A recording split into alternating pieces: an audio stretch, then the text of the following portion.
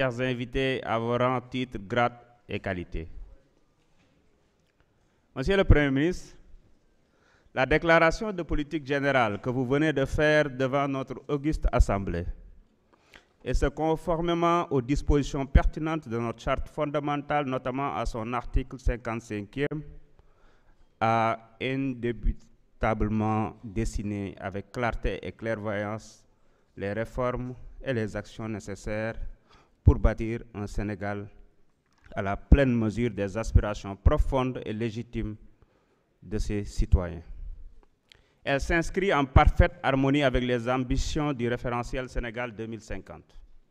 L'Assemblée nationale, temple de la souveraineté du peuple, lieu par excellence du débat démocratique, s'engage pleinement à accompagner la vision de son Excellence, M. Bassirou Diomaye Diakhar Faye, président de la République, pour un Sénégal souverain, juste et prospère.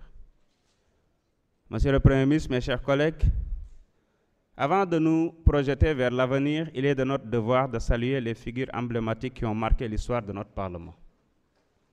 Parmi elles, feu le président Mamadou Dia occupe une place singulière.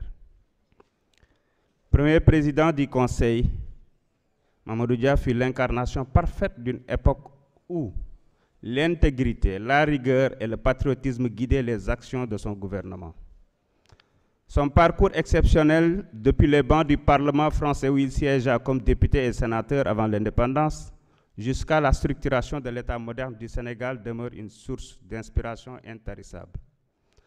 En tant que chef du gouvernement, il a jeté les bases d'une gouvernance fondée sur l'équité, le développement durable et la justice sociale.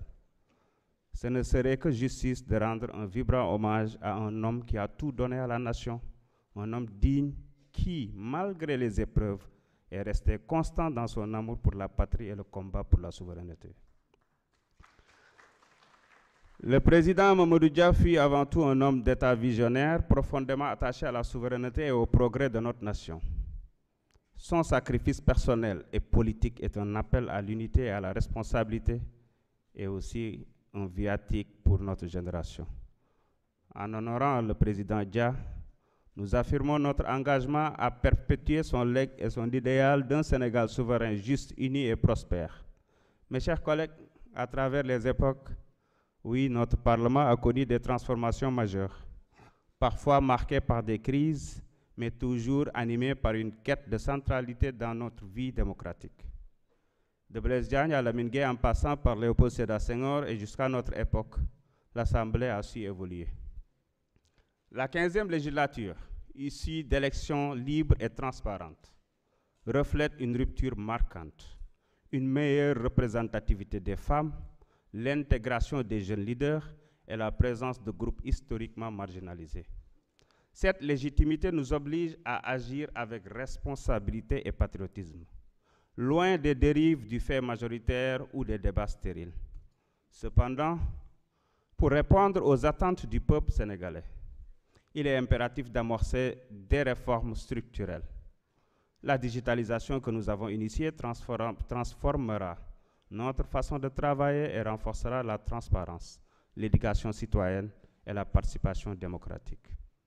De même, la chaîne parlementaire que nous lancerons prochainement ouvrira une nouvelle ère dans la relation entre l'Assemblée nationale et les citoyens. Monsieur le Premier ministre, mes chers collègues, dans un monde en perpétuelle mutation, la diplomatie parlementaire devient un levier essentiel pour faire rayonner notre démocratie et porter les aspirations du peuple au-delà de nos frontières.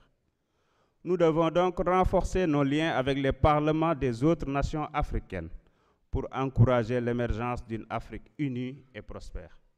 Cela passe par une coopération accrue dans les domaines législatifs pour harmoniser nos politiques et bâtir des cadres juridiques communs, une contribution active à la mise en œuvre des objectifs de l'Union africaine et à l'agenda 2063 qui vise une Afrique intégrée, paisible et axée sur le développement durable. Et nous saluons la décision de l'État du Sénégal de ratifier le protocole de Malabo, qui marque une étape importante dans l'évolution du Parlement africain en un véritable organe législatif, et cette initiative contribuera significativement à l'intégration et à l'harmonisation législative à l'échelle du continent africain, mais aussi une diplomatie parlementaire dynamique, capable d'agir comme un pont entre nos peuples et d'intensifier les échanges dans des domaines stratégiques tels que l'éducation, la santé, l'environnement, la sécurité, etc. Notre Parlement ne peut ignorer sa responsabilité dans la consolidation de l'intégration africaine. En renforçant nos institutions et en nous engageant pleinement dans les forums régionaux et continentaux, nous contribuerons à bâtir une Afrique où chaque citoyen trouvera sa place dans un ensemble solidaire. En somme, une législature au service de l'unité africaine. Monsieur le Premier ministre, votre volonté de rupture doit trouver un écho favorable dans notre institution. Nous avons la responsabilité historique de surmonter les clivages et de dépasser les débats partisans et les pratiques du passé pour incarner une assemblée véritablement au service du peuple.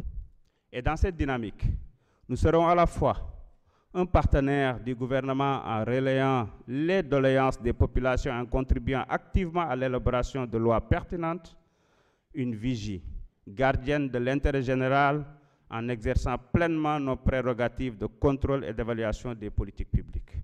Chaque décision que nous prenons doit refléter les aspirations légitimes de ceux qui nous ont confié leur voix. Nous sommes élus du peuple et c'est au peuple que nous devons rendre fidèlement des comptes. Monsieur le Premier ministre, mes chers collègues, en définitive, par la jonction de nos efforts, gouvernement et parlement, avec les principes du Jubal Jubanti, nous pouvons bâtir un Sénégal souverain, juste et prospère. En nous inspirant des valeurs portées par l'illustre président Mamadou Dia et d'autres grandes figures de notre histoire, tout en œuvrant à l'intégration africaine, nous avons l'opportunité de tracer une trajectoire nouvelle à la hauteur des attentes légitimes du peuple, du vaillant peuple sénégalais et des aspirations de notre continent.